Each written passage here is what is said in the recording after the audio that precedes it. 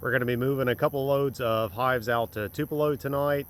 I kind of hate it. I haven't had time to split these yet, but I'm still splitting the first truck. There's no way in heck I'm going to have time to split the second truck before Tupelo blooms. I haven't even been out to the creek to see if it is blooming. I just know we need to get them out there. It's getting close to about that time, so we'll go ahead and stage them out there tonight and hopefully come around and add some honey supers to them really soon. Hopefully I can get to the creek and just check, see if the blooms are going.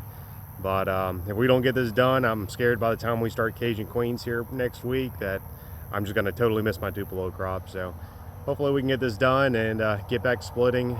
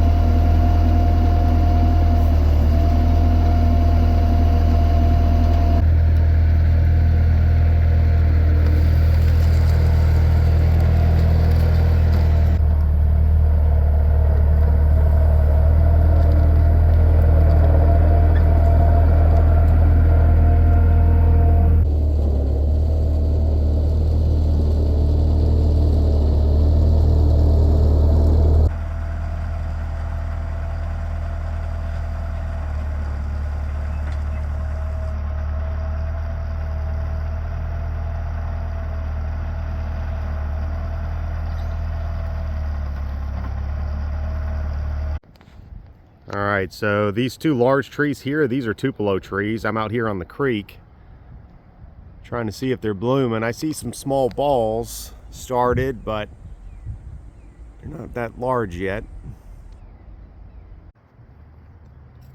They're beautiful trees. They only bloom a few weeks out of the year,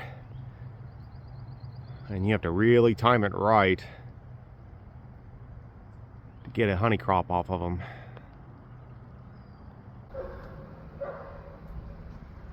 There are some blooms up there. They're small. They're nowhere near open yet, so I've got time for those honey supers.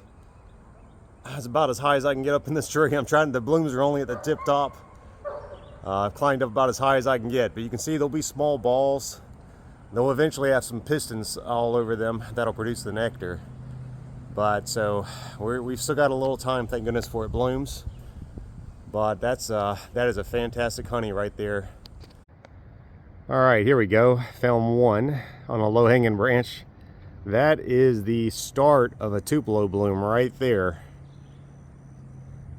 So they're definitely not ready, but they're definitely coming soon, which means we probably need to get ready to go put those honey supers on those hives we moved the other night.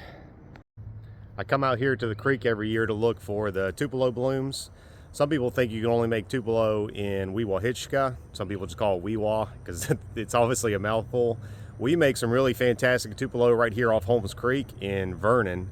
We actually always just come down to the boat landing and I just walk along the creek until I can see the Tupelo trees.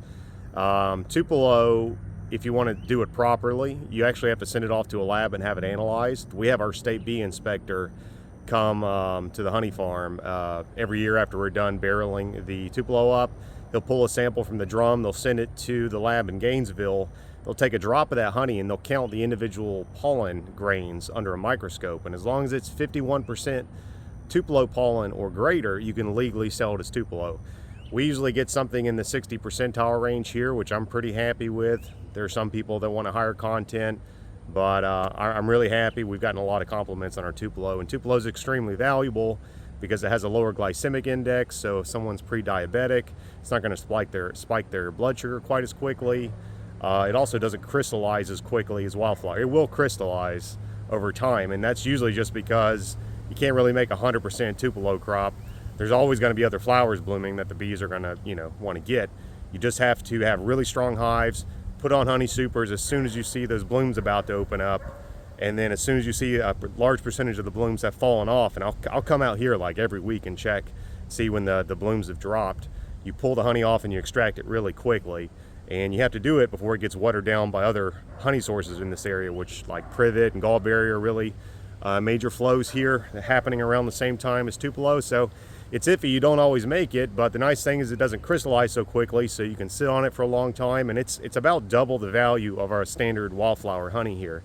So it sells really well, so the incentive is quite there to go through all the headache of trying to get it. There are some beekeepers who will actually put their hives on barges. I think the Register family does it there in Lynn Haven. They're a nice group of beekeepers kind of next door to us. They have floating barges they'll put their hives on so they can put their bees like smack in the Tupelo. I'm not quite that hardcore. We've got a yard just that's right here next to the boat landing we drop a bunch on. But there's all kinds of cool ways to do it. I've heard of guys put them on pontoon boats and floating down the creek. But really anywhere here in Florida, in this northern part of Florida, if you've got a lot of creek, there's a good chance there's Tupelo. And even when we make wildflower, it's always got Tupelo in it. It's pretty prevalent in our area, which is fantastic because it's a beautiful light colored honey, tastes really great, and of course doesn't crystallize as well. And it lightens the honey up, and a lot of people just seem to prefer a lighter honey to dark honey.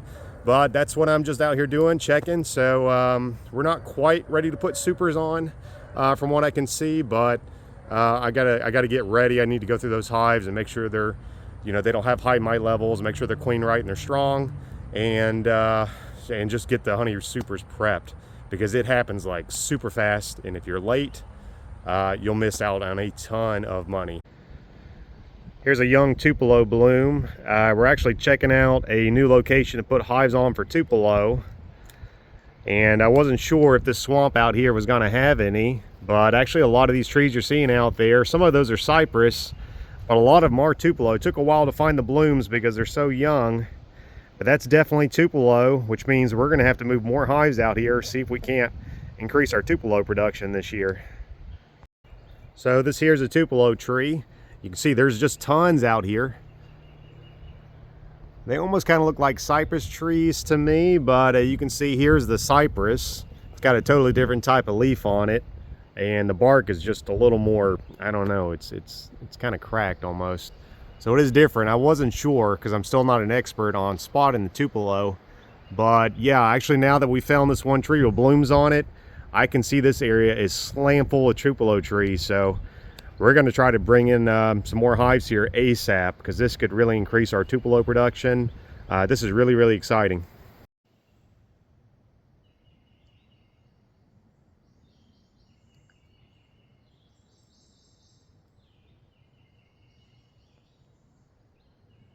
This is actually a third location I decided to come check out. I heard from another beekeeper there was Tupelo out in this area, and I thought, you know what, why not? I'm going to come out here and check. And it's hard to get out there, obviously, in that water, but I swear some of these sure do look like Tupelo up there. It's hard, I can't pick it up on the camera, but I can just see some small, looks like some small Tupelo blooms up there. And these trees are really old. This is some water management land out here, and the guy that we're putting bees on his property told me that this area hasn't been touched in years by people. And usually water management land is always a good honey area anyway. So even though I have not been able to find a Tupelo tree for sure, although I really think a lot of those out there are, from what I can tell, I feel more comfortable when I can see the bloom. I'm certainly not an expert, but those really look like Tupelo trees, and the leaves do as well. So I think we're going to bring in some hives here. We may as well, so we can really try to boost our Tupelo production this year. It's just really beautiful out here. Now, I won't be able to make as many splits as I want this year. That's going to be the negative side. I won't be able to split these colonies I'm putting on Tupelo, so I'll have to do summer splits, even though I didn't want to. But I really want to try to up our honey production, and I really want to increase our Tupelo production. And I just feel like the bees would do really well out here. So I think we're going to go ahead and give it a try. There's a lot of palmetto out here too. That's always a good sign. Palmetto is a fantastic spring honey crop here too. This is just really nice honey territory. You can see we had some wild blueberries. They've already berried out. But just a really nice location here. I see more palmetto here. And I really think we're just going to have to bring some bees out here. It's just, It just looks like a really, really nice spot. I'm pretty sure these large trees behind me, a lot of them are Tupelo trees. Some of them are clearly cypress trees, but from what I can tell from the leaves, and I think I see some small Tupelo blooms back there, it looks pretty promising. You know, there's no way to know until we put the hives out here, of course, but I think we're going to go ahead and move 100 hives over to this location as well and just try to make Tupelo. I hate that I won't be able to make as many splits, but on the off side, you know, the other side of the coin is that we might be able to increase Tupelo production, which is, again, twice as valuable as a wildflower honey. So probably worth the gamble. And the reality is I'm just taking so long to split all these colonies down that they're probably going to swarm on me if I don't get a honey super on them. So I kind of feel like probably it's a wise decision to get them out here, throw a large honey super on, reduce the risk of swarming, potentially, you know, increase Tupelo production. And if we do make Tupelo this year and the lab results came back positive, then we know that going forward for future years, we can just plan for these yards. And that's just kind of how it is. Some years you just kind of have to throw some hives out there and see what'll happen. And hopefully it'll work out in our favor. If not, this area is still a really beautiful area that the bees are probably going to do fantastic in. So super pumped about that. So a lot of work to do.